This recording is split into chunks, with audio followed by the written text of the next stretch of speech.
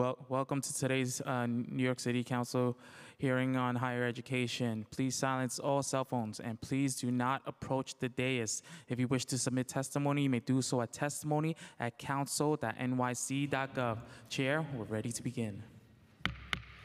Good morning. I'm Eric Dinowitz, Chair of the Committee on Higher Education, and welcome to our oversight hearing on serving justice-involved college students in New York City. This committee prioritizes making higher education accessible to all students. Today we are focused on students who have been directly or indirectly affected by the criminal justice system. Studies have shown time and again that education is directly linked to decreased crime rates. In fact, individuals who enroll in post-secondary correctional education programs are 48% less likely to be re-incarcerated than those who do not.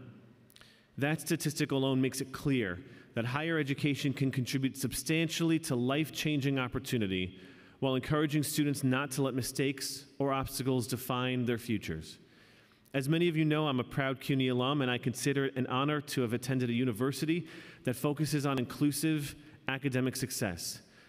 I believe CUNY already has key programming in place to serve the population we are here to talk about today, and I look forward to discussing with CUNY administrators how we can build upon and improve their valuable initiatives.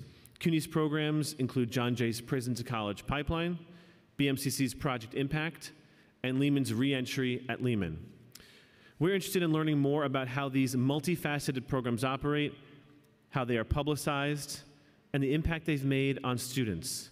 We are particularly interested in the demographic makeup of enrolled students, including their gender, racial, ethnic background, and income level, and disability status, because we know that incarceration disproportionately impacts low-income students of color and people with disabilities.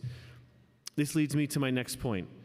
Guaranteeing the affordability of these programs for students is non-negotiable.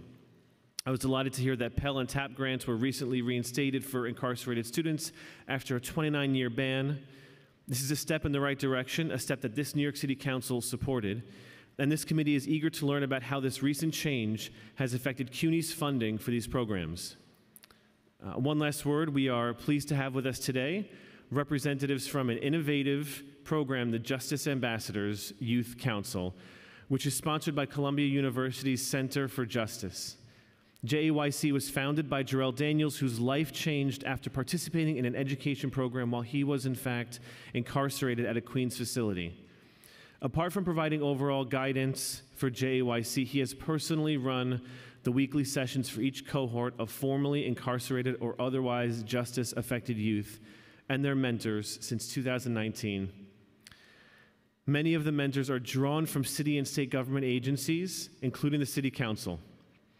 He is assisted by a handful of Columbia graduate students and by Professor Geraldine Downey, one of the founders of the center, and a longtime and distinguished researcher in this field, and herself a teacher of incarcerated individuals. I would also like to take a moment to recognize someone very important to this committee and someone very important to the CUNY system. The committee and I would like to thank John Katowski. That's the CUNY senior statesman and all-around great guy, for his long and dedicated support to this committee. He has always provided us with the best possible information in the most timely manner. He has tapped excellent witnesses for our hearings, partly because he seems to know everyone at CUNY, and they all like him, which I totally get. He's a straight shooter, and he will be missed. Happy retirement, John. I would like to now remind everyone who wishes to testify in person today that you must fill out a witness slip, which is located on the desk of the Sergeant-at-Arms near the entrance of this room. Please fill out the slip even if you have registered in advance that you will be testifying in person today. To allow as many people to testify, public testimony will be limited to 3 minutes per person, whether you are testifying in person or on Zoom. My colleagues are also going to limit their questions and comments to 5 minutes. Please note that witnesses who are here in person will testify before those who are on Zoom. Now, in accordance with the rules of the council, I will administer the affirmation to witnesses from CUNY. Please raise your right hand.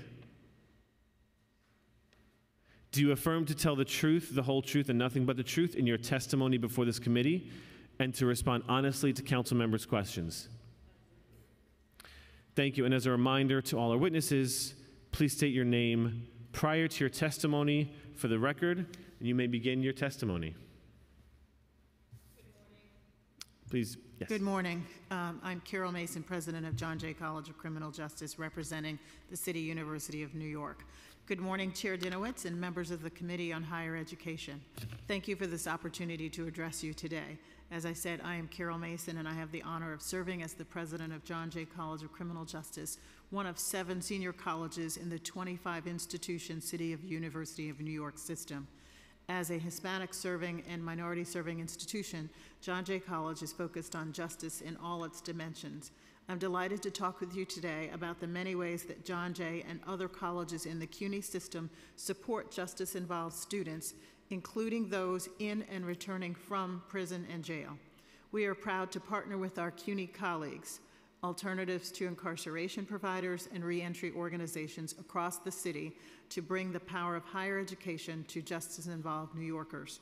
The Institute for Justice and Opportunity is a research and action center that began its work at John Jay in 2005. I'd like to introduce the Institute's staff briefly, as you will hear from each of them about their work in the course of this hearing. Dr. Gerald Maitre to my left is the Deputy Director of Programs of the Institute and is responsible for overseeing the quality and impact of various courses and services.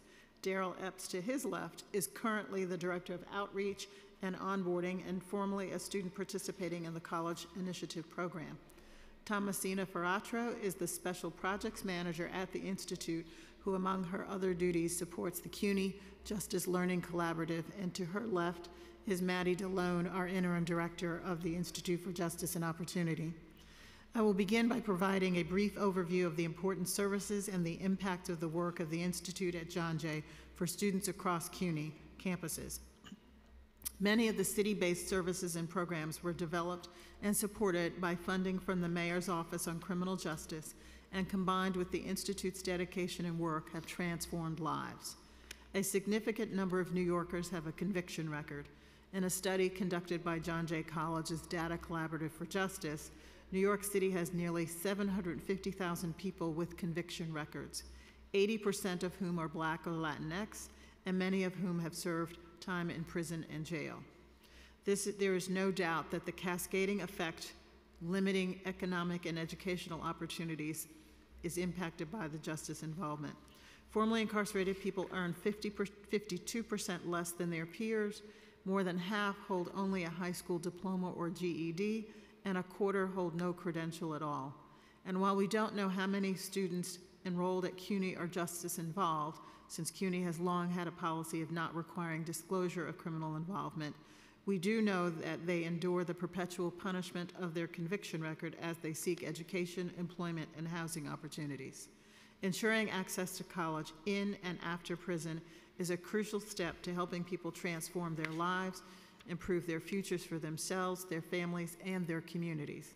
The Institute's wraparound services, including referrals for housing, tech assessments and classes, Know Your Rights training, and mentoring, as well as our combination of academic and career readiness services, lead to greater inclusion and success for people with justice involvement in higher education and their social and economic mobility and stability. Ultimately, these students are better prepared to engage productively in their communities as a result of the Institute's work. The Institute's core programs include the Prison to College Pipeline, which is operated at Otisville State Correctional Facility and provides college readiness classes, admissions testing, credit-bearing classes, and academic reentry planning. Students are eligible for the program if they have a high school diploma equivalency and are within 5 years of release. Once enrolled, Prison to College Pipeline students who maintain passing grades and meet other admissions requirements can have a seat in a CUNY college upon their release. Nearly 300 students have enrolled in Prison to College Pipeline at Otisville since 2011. Many of these students return to New York City and enroll in John Jay or other CUNY colleges. I've had the privilege of meeting with our students, engaging with our students at Otisville, and they are all star students and inspiring. The College Initiative is another program at the Institute, and this is for system-involved students who want to attend and succeed colleges across CUNY and in other New York State-based colleges. They provide academic counseling, peer mentoring, and community engagement. More than 1,000 previously incarcerated or court-involved students have pursued higher education through the College Initiative, and you'll meet one of them shortly. Nearly 400 have earned post-secondary degrees across all of the campuses, and roughly 20% of those graduates have earned multiple degrees. There are approximately 300 students involved in the program each year, most of them applying to or enrolled in CUNY colleges. And then we have the Career and Workforce Pathways. The Institute hosts one-semester certificate programs, the Navigator Certificate in Human Services and Community Justice, offered in partnership with John Jay faculty. This program prepares people with lived experience in the legal system for careers in the human services field and provides an on-ramp for higher education. The Institute also provides tech skills and training. Tech skills assessments and training are provided for students who lack the basic technology skills necessary for higher education and employment. And finally, I want to touch on our CUNY Justice Learning Collaborative, which you'll hear more from as well from Thomasina. The CUNY Justice Learning Collaborative is led by the Institute and convenes partners across the 25 campus university system who are committed to creating more equitable and accessible CUNY for students who have been impacted by the criminal legal system. We are proud of our success of our students and that they've achieved through these programs, and through the combination of various funding streams, we have touched the lives of thousands of students and their families, and we thank you for the continued support for these vital programs. And my team and I look forward to responding to any questions you have, and we invite you to our graduation for the College Initiative on June 22nd, and the graduation for our Navigator Certificate Program on June 29th. Thank What you. time? I'm going to have to get back to you because we'll send you a personal invitation. Thank you. I know I'm pretty sure it's in the evening. 6 o'clock. Okay. Thank you. I'll be there. Gerald Maitre. Good morning, Chair Dinowitz and members of the Committee of Higher Education. Once again, I am Gerald Maitre, the Deputy Director of Programs at John Jay College Institute for Justice and Opportunity. On behalf of our students and staff of the Institute, I thank you for the opportunity to brief you about our work creating pathways to higher education and workforce for many individuals impacted by the criminal legal system who are seeking a better life for themselves and their families. We know that our students need to connect education with work readiness and employment. Just as CUNY has been a driver for students to reach the middle class, the Institute is a crucial driver for economic mobility for students impacted by the legal system. By increasing access to higher education, we are training our students for civic engagement and leadership roles at work and in their communities. I am from Brooklyn, born and raised in Brownsville, where I grew up in the NYCHA apartment buildings. I was faced with many of the same situations and challenges that landed the Institute students in jail and prison. The only difference is that I realized I had to fight for an opportunity to go to school. I understood that in my community there were no resources and support systems for people who looked like me to be successful. My older brother served 20 years in and out of jail and prison systems. I knew that was not what I wanted for my life. I was so convinced that higher education would shape my life for the better that I couldn't stop with just one graduate degree. I have a Master's of Social Work from Hunter College, and I also have a doctoral degree also. The transformational power of education, family support, and my faith is why you see me here today. I have a passion to help those who are just as impacted like my brother because I want them to have the chance to go to college and to access those resources to be successful.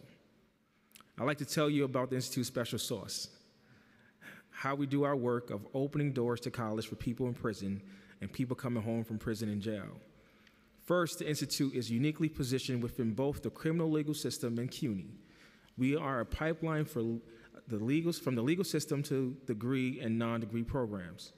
Our staff work with a network of reentry services and ATI providers serving individuals inside and released from city jails and people on probation. We also conduct outreach at many New York State prisons with a special focus at Otisville and Queensboro and the Edgecombe Transitional Facility. We let people who are incarcerated know they are not forgotten that the chance to get education is here for them when they return from prison and jail. We are committed to the transformative power of education. Every day we see our students learning and growing as they move towards their vision for themselves. We have outstanding CUNY faculty teaching in our college, in the prison programs, and in our community-based Navigator certificate program. The CUNY faculty are bringing intellectual inquiry and full experience of the academic environment to our students.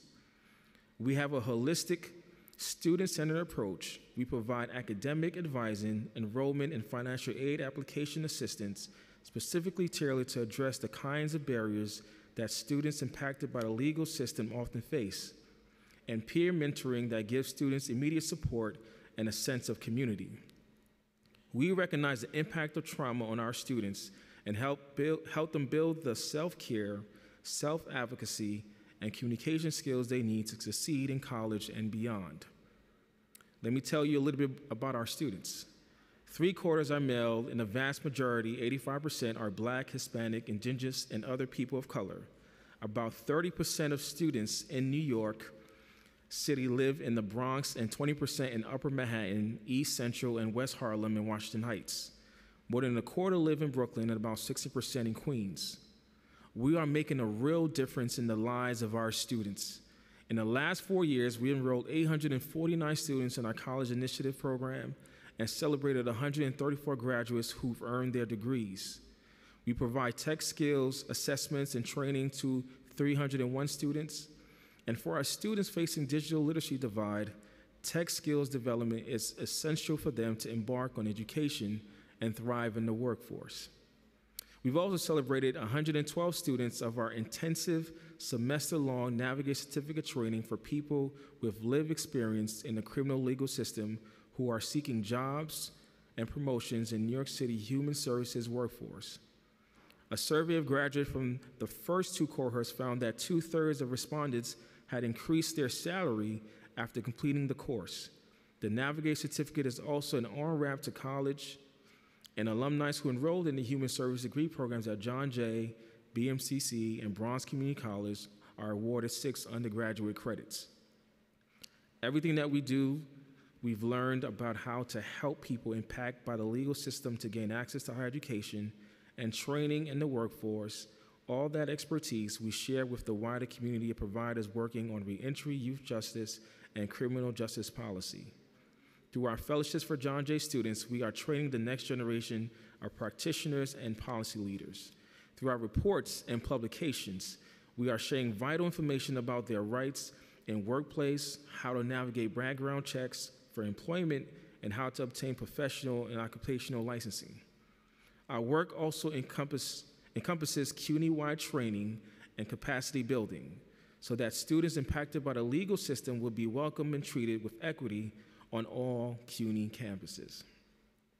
Now I'd like to introduce, to my left, our Director of Outreach and Onboarding, Daryl Epps, who will brief you about his work of bringing students into our institute and his experience as an alumnus of our college services. Thank you. Good morning, Chair Dinowitz and the Committee of Higher Education. My name is Daryl Epps, and I am the Director of Outreach and Onboarding at the John Jay College Institute for Justice and Opportunity. In this role, I am responsible for student recruitment for all of the Institute's courses and services, and for ensuring that new students are fully supported during their initial enrollment process. I am also a former student of the College Initiative Program at the Institute. As both a staff member and a former student of the Institute, I am uniquely positioned to share the perspective of someone who experienced every aspect of this truly special organization. I'm excited to share my story of transformation and change, which is in large part due to the services, courses, and professional opportunities that the Institute has given me. And I am honored to assist the generation of students following me. I would like to begin by sharing my journey of going from incarceration to the person that is speaking before you today. I was released in 2017 after 17 years in New York State Prison. While incarcerated, I was a student in Cornell Prison Education Program, which includes courses taught through Cayuga Community College, Hobart and William Smith Colleges, and Cornell University. I earned close to 100 credits from 2012 to 2017 and was paroled prior to earning my degree. Upon release, I completed a college preparatory course at Columbia University's Justice in Education Scholar Program. Then, in order to pursue my college degree, I joined the college initiative at the John Jay College's Institute for Justice and Opportunity. The Institute was a crucial factor in my successful reintegration into society. The Institute used a student-centered approach, starting with a holistic onboarding process to assess academic goals and non-academic needs, such as employment and therapy. The onboarding process also considered my concerns for my family. The Institute helped me develop a holistic academic plan, which empowered me to pursue my dream of earning a degree in social work. Most importantly, that same year, the Institute also provided my 17-year-old son, a high school senior, with aid exploring college options. After he saw me go to college, here's what my son, Little D, said about his academic journey. Honestly, I never really saw myself as college material. I did not like school, so I couldn't see myself getting to that level of education. But seeing my dad's success in college, despite the hardships he had gone through, had altered my perception of my abilities. I felt that if he was able to succeed as well as he did with the limited resources he had, then I could definitely reach that level of success. Seeing his success showed me that despite whatever hardships or obstacles may be in my way, hard work and dedication will always prevail. The support from the Institute strengthened our familial bond and emphasized the transformative power of higher education. The Institute's ongoing support not only reduced the chance I would recidivate, but also ensured that my son would have the opportunity to pursue his college dream, attain meaningful employment, and maybe one day, like he said at 8 years old, get his mommy a house. My experience with the Institute is not unique, but is a microcosm of the invaluable services they provide for many people in our communities. In 2022, Little D and I both graduated from CUNY's College of Staten Island. My son earned an associate's degree in liberal arts and sciences, and I earned a bachelor's degree in sociology. And this was during COVID, and all I could think about is when at 8 years old, looking into those bright, hopeful eyes and him telling me he wanted to go to college, get a good job, and get his mom a house. And here we are in our house, sitting at a table outside of prison celebrating our graduation. Currently, my son is pursuing a bachelor's degree in biochemistry. He's still at CSI. And I am a graduate student at Hunter College's Silverman School of Social Work, working towards my MSW. June 2023 marks my one-year anniversary with the Institute as the Director of Outreach and Onboarding. It has been an honor to participate in providing people with the same services I received from the Institute, which transformed my life. My story is not unique. Every day, the Institute and its dedicated staff are on the front lines of delivering critical support to the individuals who need it most. Whether it's academic counseling, career development, or just an empathetic ear and an open heart, the Institute is providing holistic support to the communities that for far too long haven't received their fair share. I cannot imagine what would happen to these communities if the Institute could not deliver its services. And as my story shows, it's not just the participants that would be impacted, but also our families. In closing, I want to say we are proud to be a CUNY family. And I thank the committee for the opportunity to share my story and my experience, and for your continued support. Thank you.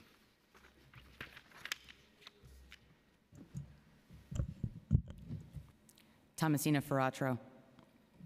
Good morning, Chair Dinowitz and members of the Committee on Higher Education. I want to echo the gratitude expressed by President Mason and my colleagues, and thank you for the opportunity to address you today and for the privilege to share with you the exciting work happening across the university to support students impacted by the criminal legal system. I am Thomasina Ferratro, the Special Projects Manager at the John Jay College Institute for Justice and Opportunity. The core of my role is to cultivate relationships across CUNY in an effort to raise awareness about the experiences of CUNY college students impacted by the criminal legal system and serve as a resource and thought partner to our colleagues who are eager to better support this population of students at their campuses. I also leverage those relationships to both enrich the services we provide at the Institute and to eliminate barriers to educational and professional opportunities these students face in CUNY and elsewhere. This work is primarily accomplished through the CUNY Justice Learning Collaborative that I will describe in my testimony. I want to begin by stating that CUNY has a strong history of supporting students impacted by the criminal legal system and has long recognized that students with conviction records are an important part of its community. As part of a research project conducted by the Institute in 2018, I had the opportunity to interview 85 CUNY colleagues to understand the breadth of programs that exist across the university to support students impacted by the criminal legal system, and to hear their aspirations for further engaging this population of college students. Through these conversations, I learned about prison and jail-based programs that have since sunset following the early 1990s legislation that eliminated Pell and TAP eligibility for people who were incarcerated, the creation of committees like the University Faculty Senate Committee on Higher Education and Prison, and the independent and often unknown efforts of faculty and staff who are recognized as campus champions for supporting system-impacted students. Three things became clear through this work. There are many colleagues across CUNY that share our commitment to supporting students with conviction records in realizing their educational and professional aspirations. Their efforts deserve recognition, and our colleagues are eager to do more. Our report titled Mapping the City University of New York, the university's commitment to supporting system-impacted students, captures the range of known programs, including those offered by the Institute described in Gerald's testimony, operating within CUNY to support students impacted by the criminal legal system. These include initiatives that intentionally partner with college and prison providers across the city and state, that conduct outreach to incarcerated people via correctional facilities, via correctional resource fairs, certificate programs, pre-college programs, campus-based support programs and committees, and college and prison opportunities. For example, the University Faculty Senate Committee on Higher Education and Prison coordinates faculty from across CUNY to attend resource fairs at local correctional facilities to share information about CUNY. Bronx Community College's Future Now program and the Borough of Manhattan Community College's Project Impact program provide high school equivalency programming, mentorship, and pathways to their institutions for system-impacted students. The CUNY Graduate Center partners with the Bard Prison Initiative to provide a pathway to the CUNY BA program for Bard Prison Initiative alumni who earned college credits and credentials while incarcerated. Since the release of the Institute's report in April 2020, many of these programs continue to exist, some have since sunset, and several new initiatives have emerged. For example, Lehman College created Reentry at Lehman to provide key information and resources to support Lehman students with conviction records. Hostos Community College revived its campus-based committee, Justice at Hostos, and Bronx Community College developed Justice at BCC, which recently secured funding to develop the Khalif Browder Social Justice Center for justice-involved Bronx Community College students. There is so much incredible work happening across the university, but there is little awareness about the initiatives that are detailed in the report and those that continue to emerge. The Institute is working to increase CUNY's knowledge of these efforts. To raise awareness and better coordinate information, the Institute launched the CUNY Justice Learning Collaborative in October 2020. The collaborative is a cross-university community of CUNY faculty, staff, administrators, and students who share a commitment to creating a more welcoming university that is inclusive of and responsive to the experiences of CUNY students impacted by the criminal legal system. We launched our first meeting and invited the 85 individuals interviewed in the report. Now our listserv contains more than 270 people that are invited to these meetings. The Institute convenes the collaborative virtually on a bi-monthly basis and averages upward of 75 attendees per meeting. We use the space to spotlight and raise awareness of existing programs, bring in guest speakers to present on research regarding college students with conviction records and legislative changes in the field of the delivery of higher education in prison, and solicit their input on various projects. For example, our May 2023 meeting featured a presentation from the Vera Institute of Justice on the Pell reinstatement and how existing second chance Pell and non-second chance Pell institutions can become approved prison education programs. It is also a hub for resource sharing and learning, and is a space where relationships can lead to intercampus partnerships. To my knowledge, this is the only space in CUNY where all the known efforts that support students with conviction records come together to learn about one another's work and share best practices and challenges. Additionally, to try to respond to the interest, the Institute collaborated with CUNY's Office of Communications and Marketing to create the CUNY Supports for Students with Conviction Records webpage so that students, their families, and our colleagues can easily access information and resources to serve them in their educational journeys. A small working group of CUNY Justice Learning Collaborative members developed the contents of the webpage, which is then shared with the larger group for review.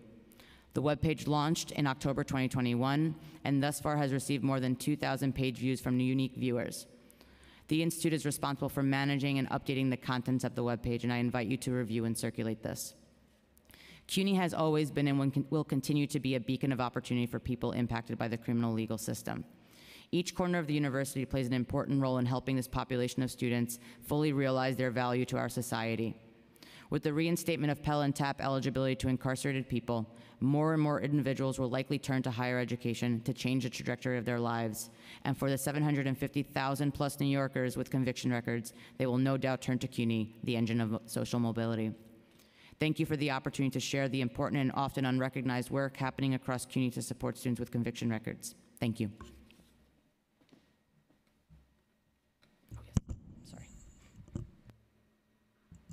I'm Maddie DeLone, the Interim Executive Director of the Institute. I do not have testimony. I'm simply here if you have questions that require my knowledge. Wow, thank you. Well, thank you everyone for your testimony. I don't need to comment on all of them, but Mr. Epps, I do want to thank you for your heartfelt testimony. My kids are 8 years old, and I just hope that I can inspire them half as much as you have in your life. So thank you, and thank you all for your work.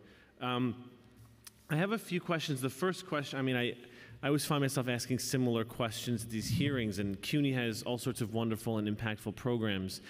You touched a little on how people know about these programs. You said you work with Alternatives to Incarceration providers. Can you talk a little bit more about that? Do you have a list of every provider in New York City, and does each one of them, are they aware, and do you work with all of them? To make sure that wherever people are coming from have access to the resources that you provide? Short answer, yes. We work with the Mayor Office of Criminal Justice, Mark J., ATI, and we are really close. And Daryl, he sits at the top of that, who does the connection with his team, with the support services and the onboarding. And we've worked with many of the organizations that's in the city that supports people coming home. So we do that very closely. And it's standard that if it's within 5 years of, is it the same sort of criteria that you have at Otisville, where you have to be within a certain number of years of graduating high school? Or is it everyone moving out of incarceration is informed of and has access to these programs? Everyone. Everyone? Yeah, everyone. And so going back to then people applying for college. So students or prospective students leaving the prison system, it sounds like every single one of them knows about your programs at CUNY.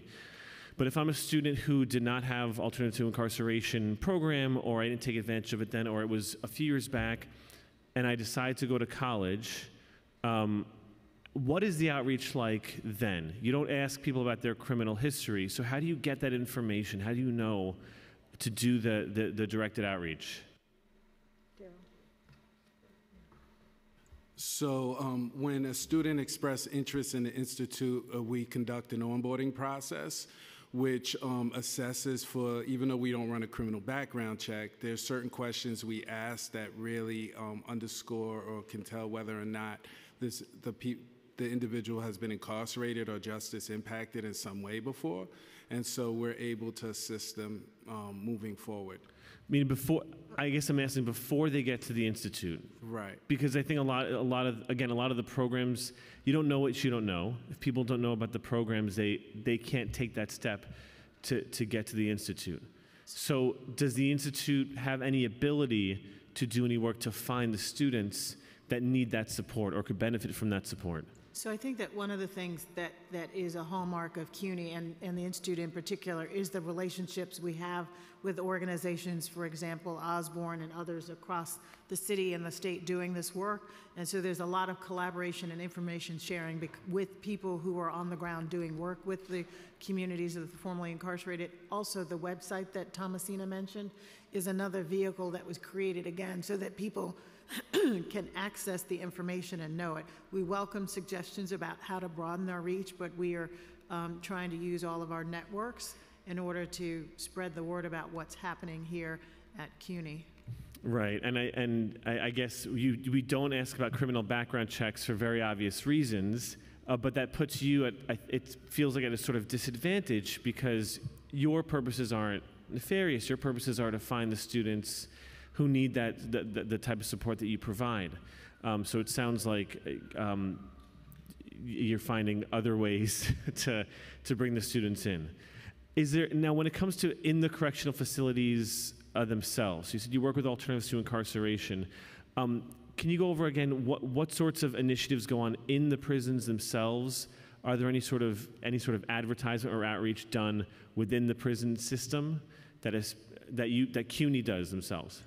Yes, so we do, through our publication, we do share that to all the prisons, and we also work closely with other providers to go into Otisville. We do have a program in Otisville, so we work closely with that facility. In Queensboro, we do have staff members that goes there on a bi-monthly basis to do outreach. So the way we've done it is actually we put the boots in the ground and we go out and do that work. And we also try to disseminate all information to all the prisons through our publication and through the CUNY-wide work that Tom is taking lead on, Thomasina, sorry, is taking lead on. We do share all our resources and we do sit as the central hub for people to come home. And if people are having any issues or whatever CUNY campuses, we also support whatever we may need to provide for those students. The other thing I'll add to that is the University Faculty Senate Committee on Higher Education in Prison does a lot, similar to us, does a lot of work to coordinate faculty and staff, and including our own programs and services at various correctional facility resource fairs for people that are getting ready to come home. So in addition to talking about CUNY in general, they're also advertising our programs and connecting students to Darrell through that work.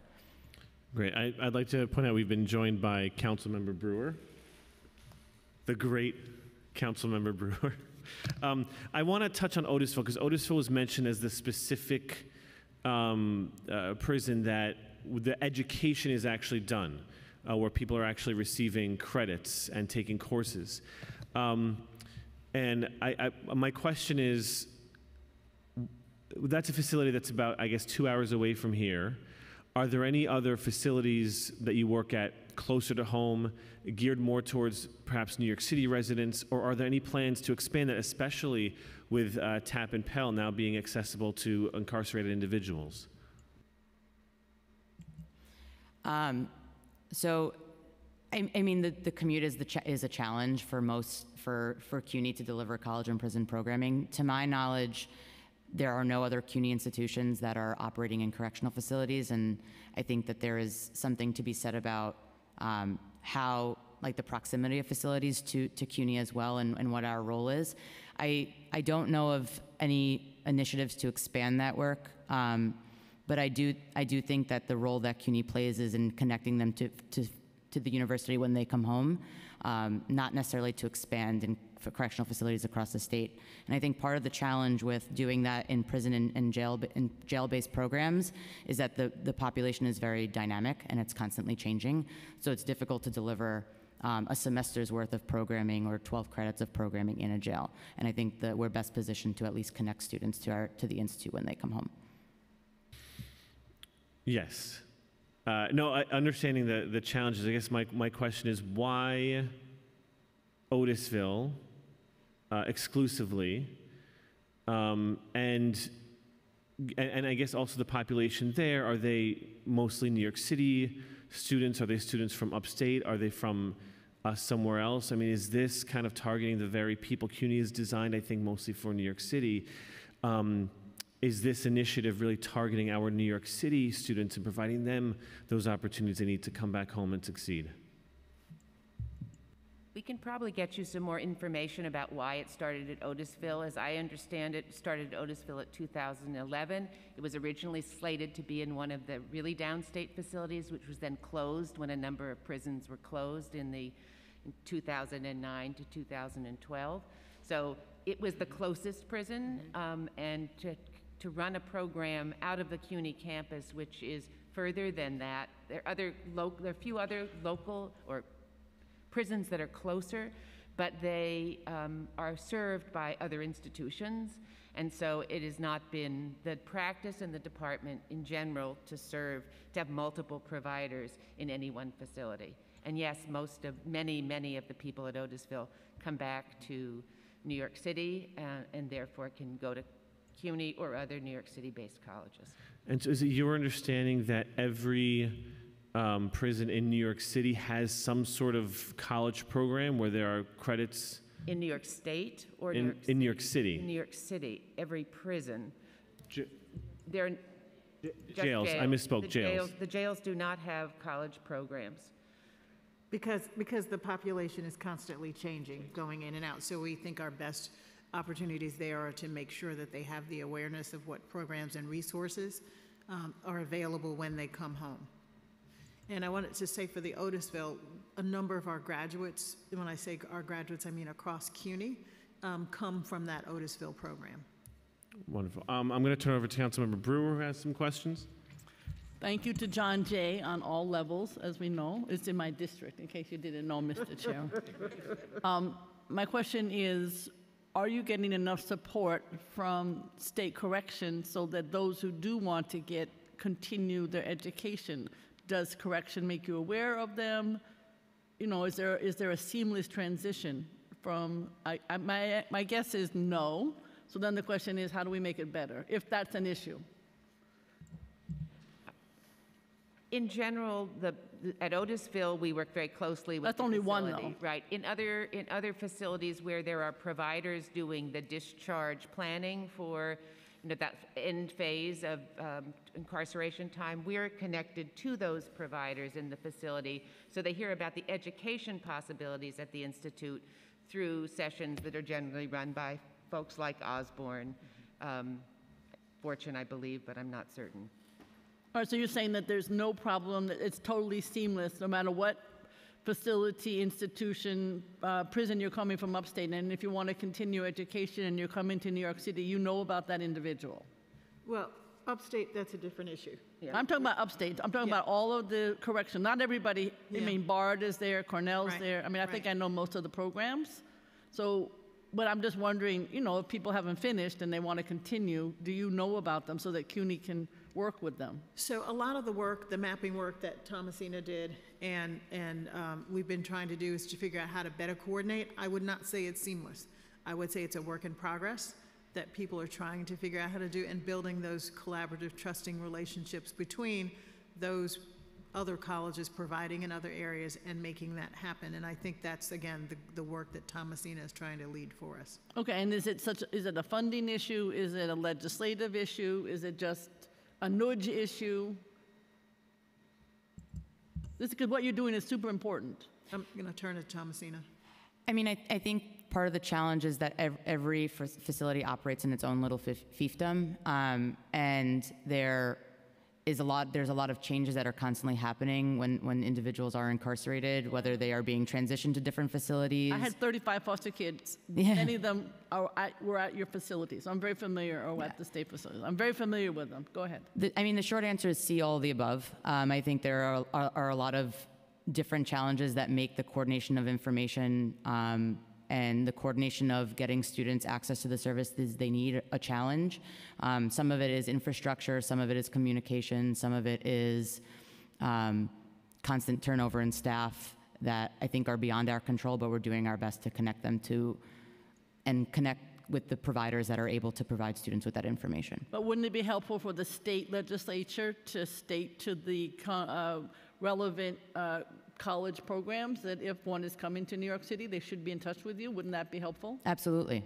Absolutely. So we could do a resolution in support and then get somebody in Albany to do that. Maybe a Dinowitz. Thank you very much. So I want to add to what Thomasina was saying. We do work closely with SUNY, with the providers in those other facilities. So if they do have someone in their program that are coming to the city area, they do a warm handoff to us. So we do work closely with SUNY in doing that work, and vice versa. Thank you. Thank you, Councilmember Brewer. Can you describe the admissions process to select individuals to participate in the programs at Otisville? So the admissions process is that we do a general recruitment of whoever's in the facility that are interested. Then we do a pretty much orientation. And if they are able or want to do the program, we then admit them through our admission process in Otisville, but it's a paper process. We do that, our staff fill it out for them, and we do that footwork in the community. And then there will be John Jay students taking courses in Otisville. And with that, there's advising that we got to make sure, because people are coming in with a lot of credits. Right now, we're on the verge of trying to make it where students can leave with a degree. So, but if a student's coming in with 100 plus credits, then we'll have a different conversation, because our courses are very limited to support those students. So with the students that are willing and able to do that work, that's pretty much the process as any student in the community, but just more so as paper form, and staff is really working closely with students to do the admission process. I want to make sure I understood what you said. Students are coming in with 100 credits from, let's say, Otisville. From other facilities into Otisville. Because okay. Individuals transfer from different facilities while serving time. And sometimes they might come into the facility of Otisville with credits already from other college programs and other facilities. Okay. So that happens sometimes. So just want to flag that. But with those students, it's a different process to work with them. But just the simple form of the work is just them coming in, they're interested, we do the admissions, advising, and we get them into the course for that semester. So one of the things I wanted to add, that we are working closely with the Borough of Manhattan Community College, again, with the expansion and permanent access to Pell for students who are incarcerated. What we're finding is that students want to be able to get their degrees while they're there and not just accumulate credits.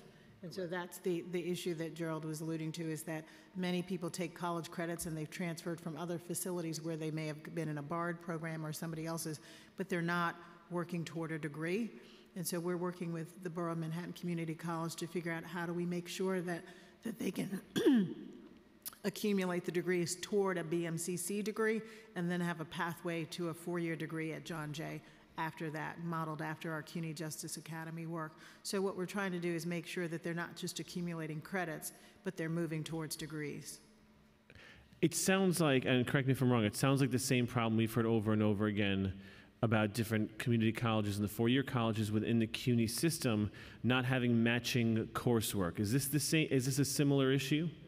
I think it's analogous to it, but because they're coming from different prison programs outside of the CUNY system, and then we're trying to figure out what's the pathway to a CUNY degree for those that have accumulated credits, and making sure we design our program at Otisville so it's a program designed to get them a degree. And we are also looking at removing that 5-year release within 5-year requirement, so again we can begin working with students and putting them on a pathway to a degree. So Thomasina nodding her head as she's making sure I'm not giving inaccurate information since I gave that oath. Yeah, Don't worry, no one's hauling you off to jail for misspeaking. I think what you're hearing, and I hope you're hearing, is that the passion of us for this work, and they have been good advocates in making sure I'm educated about what's happening there so that I can be a good advocate. And we have been spending the last months advocating in the state legislature for additional funding. They keep me well informed. And what does, Councilmember Brewer was alluding to this. She goes, well, what do you need? And what does the funding look like for these programs? And what do more dollars provide for our students? Right now, we're really trying to fund the base programs at their sort of full capacity, and we are about $400,000 short for next year of getting that funding in order to run the programs throughout the year. So we are looking for ways to fund that gap. What happens what's the budget of the entire program? It's about $4.6 million at this point. What happens if you don't get if you don't fill that gap, or if CUNY doesn't move money around, or if the state or the city or whoever doesn't provide that funding? Then, sorry, Carol? Yeah, I was going to say that we don't operate at full capacity, and many people do extra work because it means that we don't hire some positions that we would want to hire, and this wonderful team here does more work because of their passion for this work. Does the expanding TAP and Pell Grants to people who are incarcerated, does that impact funding for CUNY at all? So we are still trying to figure those pieces out and what the economics are and where the money really lands because it's new. And so we haven't accessed it we haven't fully accessed it and understand how it works financially yet. So we are hopeful that will help with some of the financial cost of running the program, but it's not there yet. Right. Well, I just outside of the importance of the work, incarcerated students having access to TAP probably means you would get more students and then get more help fill some of the budget gaps. So again, remember that TAP and Pell apply to our students who are at Otisville. Right. We do much more work than that. A lot of our work is, again, reaching out to students, connecting them to the resources and helping them get ready to go to college. So those things are not covered by TAP and Pell. It's only the actual education classes themselves that would be covered by TAP and Pell. Is 4.6 million the institute, or is 4.6 million all of your prison initiative programs? It's synonymous. The institute is all of our programs. Sorry, referring to the services you provide on campus as opposed to at Otisville. But the 4.6 includes what you do at Otisville, what you do for our students on campus. It's everything. Correct. Okay, but that's 400,000 short. Correct. Great. And so you referenced some papers in some of your testimony, and the short-term and long-term measures of success for these programs. Where are those are available with these papers? Yes, this is within the publications and our annual reports that you can find. Well, I don't know how we will share it, but we can definitely. We can follow up with some information and send you the links and copies of the reports. Right. Though something that also has been brought up at a number of hearings is that, again, incredible work CUNY does, and there's a lot of data to support that work. A lot of it's not available on the CUNY website, where sometimes for some of your initiatives, it's just little blurbs about these programs. And I would encourage you to share a little more freely some of that information that we shouldn't have to get through committee staff working on. And so those measures of successes, those will be shared with me. What's the split between funding for the programs, for these different programs? How much is just direct state funding or through TAP, Pell Grants, things like that? So I will say the 4.7 is, or 4.6 is the amount for the institute staff and the pieces that are not TAP and Pell funded. Okay. So the TAP and Pell funding for the students who are enrolled in courses, that does not cover the institute's costs. They're slightly separate. That's a different number, and I don't actually know that budget of how much TAP and Pell, or Pell traditionally, and maybe now TAP, can go to, goes to John Jay to pay for the educational services. The other services, so we spend about $500,000 or $600,000 on the Otisville support, and then the additional funds are split between largely the college initiative and career development work, which includes the onboarding function, and then there's a small piece that's dedicated to staffing the Justice Collaborative. Great. Now, one of the things CUNY does well, we talked about ASAP a lot in this committee. They share it with the world. It's great. Does CUNY, do you look at sharing this model with other municipalities, or are there other models that have been done elsewhere, either within New York City or other municipalities, or models that you look to emulate for their success? So I think, again, that's part of the data mapping project that happened a couple of years ago that Thomasina referenced, and I do think that there is we are hopeful that we can strengthen the collaborative we have with other providers, college providers, and I will say that the fact that John King is the new chancellor at SUNY, and he was the Secretary of Education when the Second Chance Pell pilot was created, I think there are a lot of opportunities for collaboration between CUNY and SUNY because he believes in this work as well. So I think that there are always opportunities to continue to strengthen these relationships and learn more from each other, and that's something that Thomasina is leading that work. Wonderful. So if CUNY sought to expand these programs, what sorts of resources would be needed in order to do that? So right now, we're really working on trying to fund this core set of programs, but I think, we could think about, we have a list of desires that come from the Institute. And Tell me about them. Yeah. One would be to have more academic counselors who do help students enroll, who help students with all the pre-enrollment process, help students file the financial aid applications, which of course could leverage additional resources for CUNY. Are all of your academic counselors, I guess, trained and aware of the Institute and this particular programming you do? These are people that work at our institute. We also do some training through the collaborative, and we get invited to forums. No, meaning like outside the collaborative. Yeah. In the council had a budget response to the executive budget, and what we said in our response to the executive budget was more funding for advisors, general advisors for our CUNY students.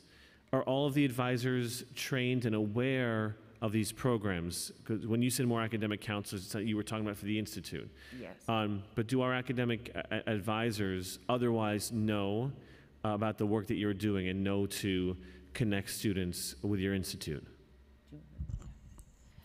So I think that's an aspiration of ours, is to be more embedded in the CUNY community, to either have our work represented in those spaces or to have our academic counselors represented in those spaces. I think because, of course, we're housed at John Jay, but our academic counselors support students that are supporting students that are attending all of CUNY's campuses. One of the things that we did in this last year is I gave a presentation to the CUNY the Career Counselors Association about just the use of background checks, and I would like us to get more involved in different academic advisor conferences, different like little CUNY councils and things like that. I think part of the challenge is that we need to embed ourselves in the culture of the university, and that's just the challenge because we're at John Jay, but it is an aspiration of ours, and I think we're using the Learning Collaborative as a way to move through the university and get connected to those different councils and conferences and spaces. And may I just add that we strongly support adding academic advisors across CUNY, because I think a stronger CUNY helps all of us and helps this program as well. We agree in the council. We certainly agree. Yeah, and I guess it speaks back to that challenge of not just all of the counselors and all of the advisors being aware of your program, but alluding to what you had spoken about earlier, and I don't want to say it wrong or reference it wrong, but you mentioned there are certain things you look for. You don't ask if someone was formerly incarcerated, but what are some of the key indicators that you said you look for to move forward on that? So in part of the assessment or through the onboarding process, as we're discussing their experience, certain references to a particular facility or particular interaction or engagement with law enforcement will come up. And those are some of the key indicators that those of us who are either trained or justice impacted as myself are able to determine whether or not a person has been incarcerated in jail, and we work from there. So, if I understand your question, it's how are we also supporting those who do not self-identify and make themselves known to us? And I think that that is a challenge. We want people to have the freedom to self-disclose if they choose to, and know that these resources are here and this support is here. So I think, again, the more we raise the profile, and that's why it's great that Thomasina has worked with CUNY Marketing and Communications to create the website so that people know we're there and can choose whether. And I think that the answer for those who choose not to disclose is a healthy CUNY. And so the healthier CUNY is in supporting its students and having the advising and that they need, whether they've had justice involvement or not, again, helps support them. And so I think that is the beauty of CUNY, is that we provide this wonderful support, whether you've been incarcerated or had justice involvement or not. And yes, I see your smile that I am sticking with the party line because I really believe it. Well, no, I really believe it. It's, it's something that has been brought up time and again on this committee. We've spoken about veteran students, students with disabilities. And I think the challenge is in a lot of cases, people don't, for various reasons, which I won't judge, they don't want to look back. They don't want to look back. They don't know why that question's being asked. So whether it's in the case of students with disabilities, veteran students, or formerly incarcerated students, it's how do you convey that the purpose of this question is to provide you with more resources and more support, not just to get a data point, or to put you in a bucket, or to put you in a category, or in the worst case, is discriminate against you. So, having just hosted our Safe and Just Community Summit, where we had a panel discussing this, I think that while ideally we would like to be able to have access to people so that we can support them, I think it's better for us to build something strong that they see and self-select into, rather than having to answer that question. And I think that if we continue to do the wonderful work that we're doing here across CUNY in supporting our students who are formerly incarcerated and their success and touting that, more and more people will come to CUNY who need this support. But I do think that it has been misused more often than being a supportive tool. So I think there would be such a cultural shift, and that we'd spend, I think the better energy is spent in raising the profile of this wonderful work and creating something that they're going to want to come into. Yeah, and I certainly hear you on that. I'm not suggesting, checking for criminal background checks on applications, but it does go back to the question of, how you are raising the profile. And so today, of course, I heard working with the Alternatives to Incarceration, and that's something for every program at CUNY that we ask about, raising the profile. A lot of the work you do is important and impactful. If you could just go over, and one last thing I wasn't sure about is the sort of some of the data. Usually you're supposed to start with the data. I'm closing out with the data. Is if you could just go over how many individuals are enrolled per campus, the demographic diversity, and also when you mentioned Otisville, what percent of those students are from, I think you gave me a raw number, but what percent of those students are from New York City, and what percent come back and finish a degree at CUNY? So I can just go over the numbers that I provided earlier, but for CUNY, for the last 4 years, we had about 850 students in our college initiative program, and about 134 graduated with a degree. So that speaks to CUNY. The percentage of how many students are coming from Otisville to CUNY, We'll have to get back to you with that number. I don't have a hard number as of today, but we can definitely circle that back around when we get that information.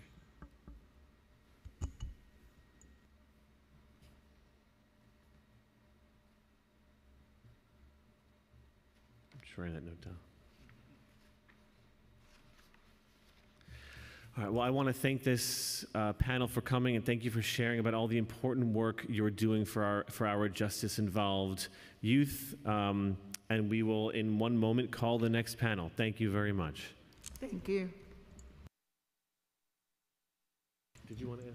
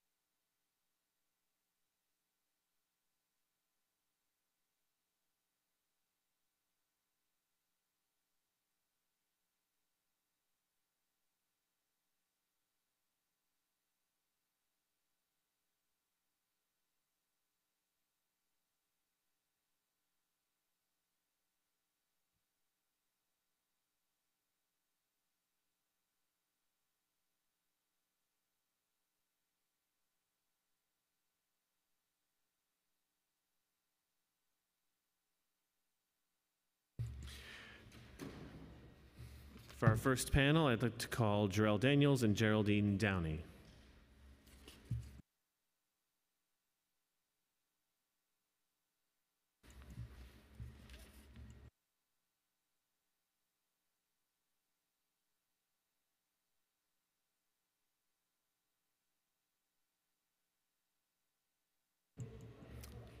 And before you begin, I'd like to note we've been joined by Councilmember Oswald Feliz. Welcome. Jarrell, you may begin. Good morning, Councilman Denowitz, and good morning, Committee on Higher Education. Thank you for allowing us this opportunity to share some remarks on the work that we do at the Center for Justice at Columbia University. My name is Jarrell Daniels. I stand before you as the founder and program director of the Justice Ambassadors Youth Council at Columbia University Center for Justice. The Justice Ambassadors is a leadership platform for disadvantaged youth, many of whom are court-involved or legal system impacted and come from disadvantaged neighborhoods across New York City with high rates of poverty, incarceration, unemployment, and the lack of college graduates. I'm also a Truman Scholar at the university and an aspiring psychologist, just for the record. But I'm also someone who spent the most critical years of my adolescent development in adult prisons, 6 years to be exact, from age 18 to 24 years old, and at a time when many young people are preparing for graduating high school and going on to college, I was preparing to enter state prison. This same age range in New York City is referred to as being out of work and out of school. Approximately 1 in 8 New Yorkers who are not facing their true potential because they're uneducated, not uneducated, but not educated formally. My time incarcerated forced me to grapple with the reality of my actions, and no matter how many times I prayed for forgiveness, nothing can repair the harm that I caused. But to be transparent, it wasn't the harshness of our legal system or my time in prison that got me where I am today. It was the transformative power and access to higher education while serving my time in prison. Being an incarcerated college student opened up a world of possibilities about who I could become after regaining my second chance of freedom. The best part is that I don't stand alone, as people who benefited from college and prison programming and pathways to top universities throughout the state. Higher education providers like Bard College, John Jay College, Hudson Link, St. John's, Columbia University, and many others that have made college accessible and have collectively contributed to the successful reintegration of thousands of formerly incarcerated people back into mainstream society. So I would be remiss if I didn't acknowledge the fact that my story is not unique or uncommon. In fact, cycles of generational poverty, broken families, community violence, and incarceration have plagued neighborhoods like mine for decades. What prevented me and countless others from falling back into the vicious cycle was our pursuit of a college degree. Many of us who served time in prison understood that graduating from college was much more than just obtaining a degree. It was about job security, employment, and in turn, stable housing. It was about providing for our families and paying it forward for the generations to come. But most importantly, earning a college degree is about showing the world that we are much more than our worst mistakes. A college degree gives us the respect and credibility that we deserve and puts us on an equal playing field with the rest of society. And ladies and gentlemen, I want to be clear when I say that earning a college degree has proven to be the biggest predictor against recidivism post-release. It is the only thing that has guaranteed the success and well-being of many people like me. So my question to you all today is, why aren't there more college pipeline programs for vulnerable youth? Why isn't there college programs or prep classes in every disadvantaged neighborhood or every adolescent or adult facility in the state? After hearing from my peers and colleagues who testified earlier, we all know that there's an abundance of higher education programs and services for currently and formerly incarcerated people. What we have yet to see is the widespread investment in college readiness programs and pathways for young people at risk of being incarcerated. For me, I believe that prevention and early intervention through higher education opportunities will be the best way to decrease our city's incarceration rate, particularly for young people who are at the forefront of police contact and high rates of arrest. Why aren't we using college as a tool for social reform and community development? College is the same pathway that got all of us in this room to where we are today. So again, I ask, why isn't the focus in New York City in using education to reach the people most likely to be impacted by gun violence, poverty, incarceration, and its recidivism? In closing, I want you all to know that in the end, it'll be our commitment to workforce readiness through higher education that will determine the fabric of our city going forward. Stories like mine demonstrate the importance of higher education for people before, during, and after incarceration. The steps towards changing New York City for the better begin with increasing higher education access and supporting students to finish line. And thank you. Thank you, Geraldine. Or Professor Downey? Hi, I'm Geraldine Downey. I've been teaching in prisons and jails and at Columbia University for about 35 years. The Center for Justice that Jarrell mentioned began when I met Kathy Bodine and Cheryl Wilkins when I was teaching in Bedford Hills. And they were students there, and they had brought back college after the Pell Grants had been removed and ended higher education in prison. When they came home from prison, they, along with me, started the Center for Justice with the commitment to supporting the leadership of people who've been incarcerated or who come from communities where there's high rates of incarceration. And sort of fast forward to where we are now, at Columbia we teach provide credit-bearing courses in 6 prisons and jails, including Rikers Island, including MDC Brooklyn, and in partnership with Hudson Link for higher education in prison, in Sing Sing and Taconic facilities. And so we provide educational opportunities to about 200 students a year. And we really see, we don't, unlike some of the other colleges, we don't provide a degree, but our courses and the credits that they provide go towards degrees. I met Jarrell at Queensborough Correctional Facility when he was coming to the end of his sentence in an innovative program that brought Manhattan prosecutors in to take courses with the men who are coming to the end of their sentence at Queensborough. When they came home, all of them, the prosecutors as well as the students, had a graduation, sometimes at John Jay and sometimes at Columbia, in which they presented policy proposals.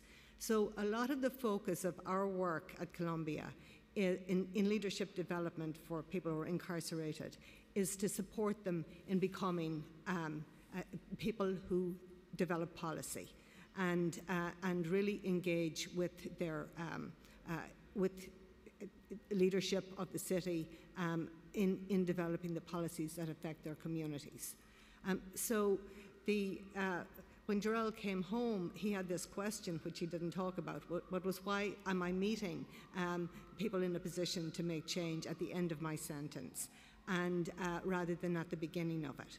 And so what came out of that was the Justice Ambassadors Youth Council, which he developed at Columbia, and invited all of the leadership of the city to take part in it.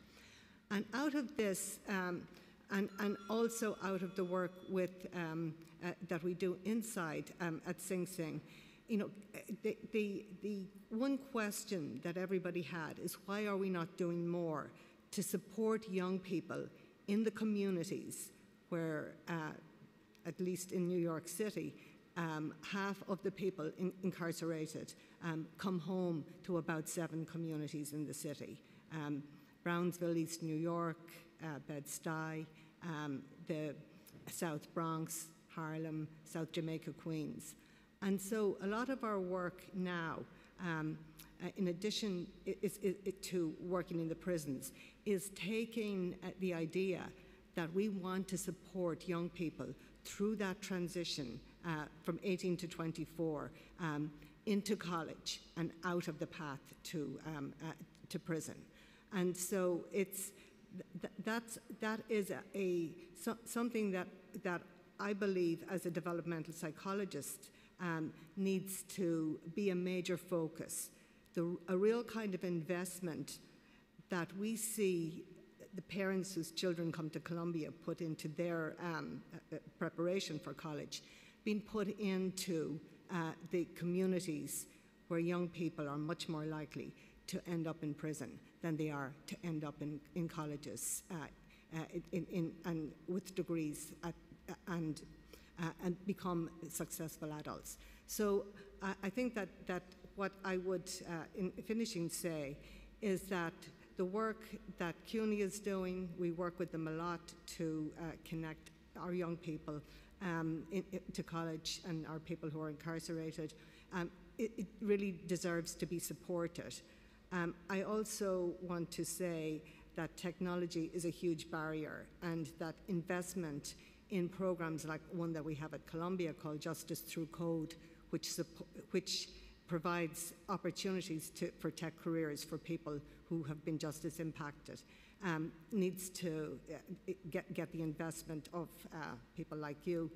And finally, the people that I work with at Sing Sing, the students there, many of them are on hugely long sentences, and that as a result of the investment in incarceration in the 90s and the 2000s, they've turned their lives around, and I would hope that the City Council would give them an opportunity to have their talents be used in New York City rather than in incarceration. So thank you.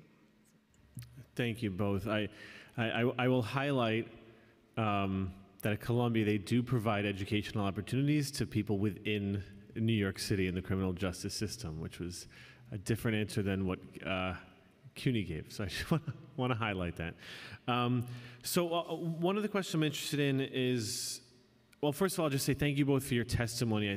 You both spoke about, preventative measures so people don't, become justice involved in the first place. And certainly on this council, there were a number of initiatives taken. Even on this committee, we had a hearing on K-16 initiatives, right? What are we doing how are CUNY and the DOE working together on programs that help them before they get into college? So certainly a shared value of this council and this committee.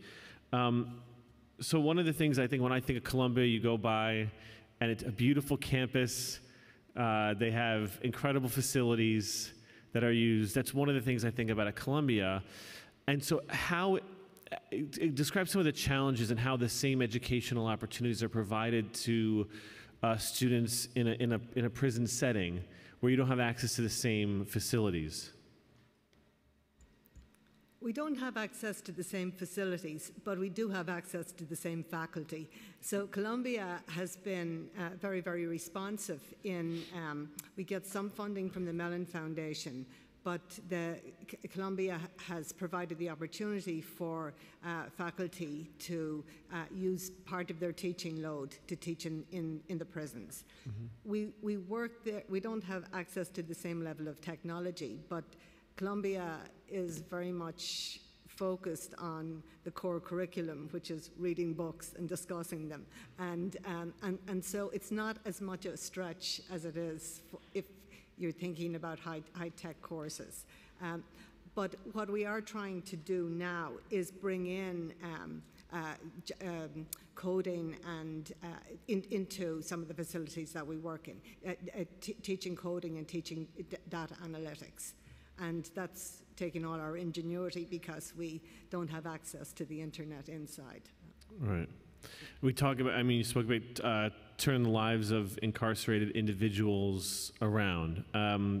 How often does that happen? I mean, is it 100% success stories?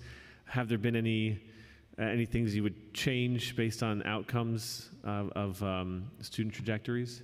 So what I would say is that the Hudson Link, with whom we work, they have done a lot of follow-ups of their students, and students who graduate with a college degree, about almost negligible recidivism rates. So they have about maybe 97% of people who come home not only stay home, but they become leaders in the communities. You know, people like Darrell Epps, who worked with us at Columbia, although he wasn't a student there, but are inside. But we have other students who, obviously like Jarrell, and the student who started Justice Through Code came to us from actually a federal facility, and he graduated, like Jarrell did, from the School of General Studies, because we have a pathway to the School of General Studies for students who come home from prison. And the School of General Studies is a school for non-traditional students and who have had some interruption in their education. And it is, and we have some funding to provide the students with a pathway to graduation through the School of General Studies. I want to add to that, so just to really flush it out more. So Columbia is unique as an Ivy League institution in its pathways for folks who have had system contacts that have direct pathways to the university. One of those is the initiative that we have at the Center for Justice in partnership with the Heyman Center called Justice in Education Scholars. And that program allows faculty from the university to teach credit-bearing courses in local jails and prisons, and those same students who are incarcerated receive an active university ID, and then they can come home and take free credit-bearing courses at the university, one course free of charge per semester, and if they maintain a B+ or higher, they can continue to take as many credit courses at the university with matriculated students. However, the additional pathway is after going through a number of JIE courses, they can apply to be a full-time student with the School of General Studies, which is the only one of 4 undergraduate programs at Columbia University designed for students who've had a gap, who've been out of school for a year or more, and are going back to finish their bachelor's degree. What would you say is Justice Ambassador's biggest success story? I would say... Is it you? No, it's definitely not me. I would say it's 2. I would say 1, we actually got people to denounce their gang affiliations, move away from a gang lifestyle and into more healthy and productive ways of living. And I think the biggest success that we've had is actually leveraging the program to get people into schools, to jobs, but also having their court cases end in non-incarceral dispositions.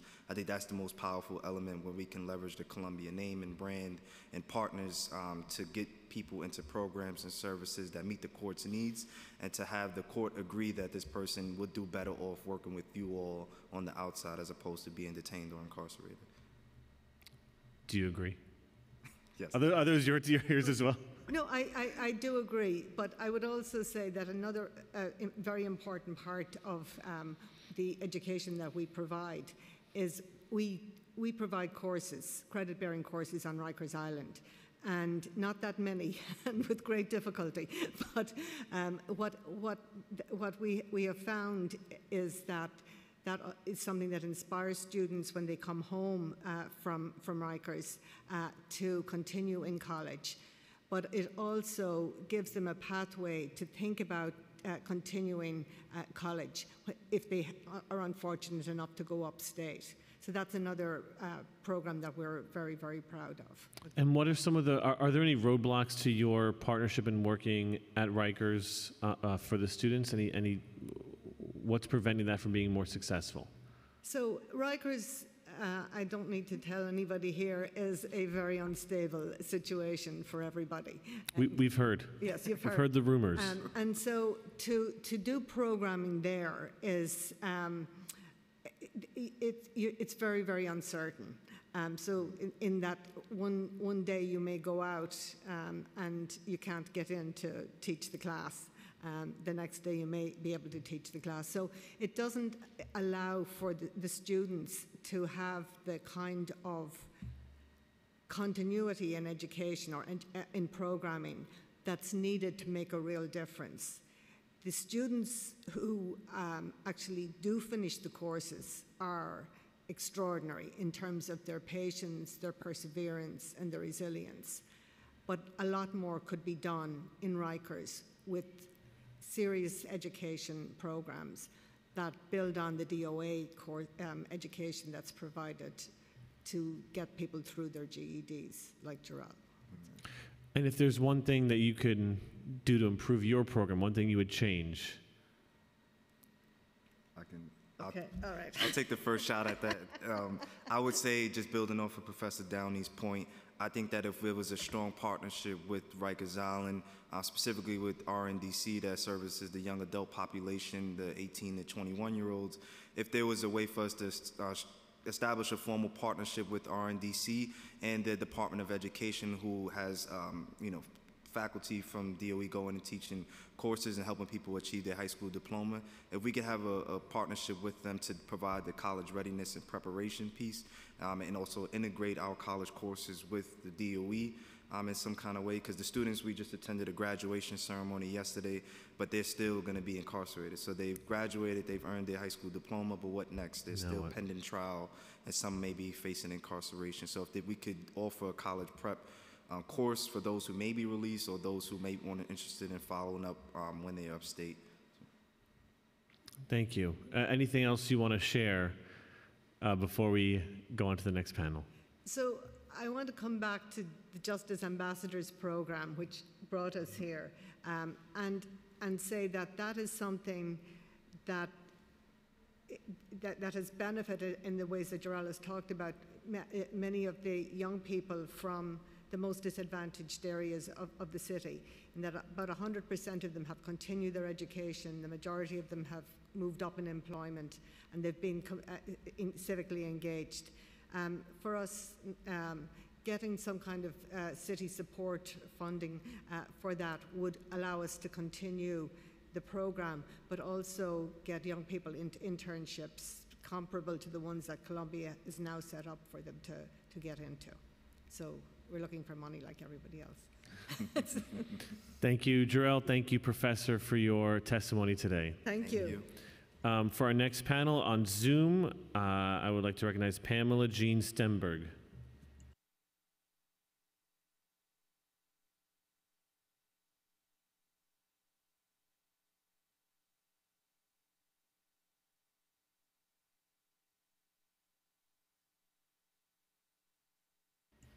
Pamela, are you on Zoom? Okay. Is there anyone else on Zoom who we may have inadvertently missed who wanted to testify? Use the raise hand function.